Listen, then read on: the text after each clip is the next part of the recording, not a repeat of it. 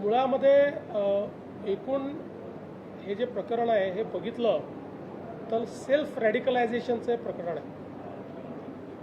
मोठ्या प्रमाणात पुस्तकं, साहित्य, इंटरनेट या माध्यमातनं रॅडिकलायझेशनचा जो प्रयत्न आहे त्या प्रयत्नातनं हा जो व्यक्ती आहे, आरोपी आहे, हा तयार झालेला दिसतोय। त्यामुळे याला केवळ काहीतरी आपल्याला जिहाद करायचा आहे आणि जिहाद करायचा म्हणजे इतर धर्मियांना मारायचं आहे अशा पद्धतीच्या विचाराने पेटून त्यांनी हे कार्य केलेलं आहे। त्याला पकडलेलं आहे। आता ATS आणि NIA ची मदत घेऊन या रॅडिकलायझेशनच्या पाठीमागे कोण कोण आहे हे देखील या ठिकाणी शोधण्यात येईल।